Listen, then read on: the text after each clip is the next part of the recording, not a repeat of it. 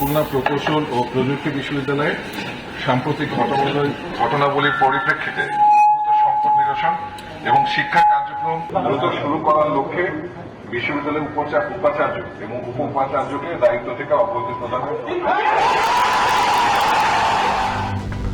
অবশেষে কুয়েটের উপাচার্য ও উপ উপাচার্যকে অব্যাহতি, শিগগিরই সার্চ কমিটির মাধ্যমে নতুন নিয়োগ, অনশন ভাঙলেন শিক্ষার্থীরা। কাতারের ব্যবসায়ীদের জন্য বিশেষ অর্থনৈতিক অঞ্চল প্রতিষ্ঠার প্রস্তাব প্রধান উপদেষ্টা, প্রবাসীদেরও বিনিয়োগের আহ্বান।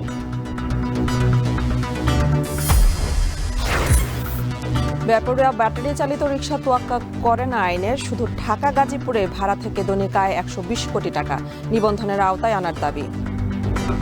আমি এই কয়েকদিন ধরে এই গাড়ি কিনছি, 37 বছর ধরে বাংলা রিকশা চালাই। এখন আর কোনো ভাগ নাই, এখন সব জায়গায় চলে। আল্লাহর রহমতে পুলিশ প্রশাসনে কিছু কয় না। একটা লোক দুইটার বেশি লাইসেন্স পাবে না, এরকম ব্যবস্থা আমরা করতে, কারণ এনআইডি বেস লাইসেন্স হবে। চাইলেই একদম 5টা রিকশা বের করে যে রিকশার ব্যবসা করবেন সেটার সুযোগ নাই।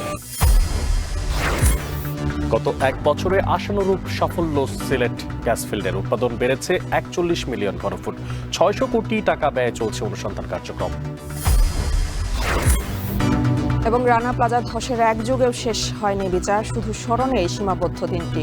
আন্দোলন ও আইনি প্রক্রিয়ায় শ্রম অধিকার নিশ্চিতের দাবি।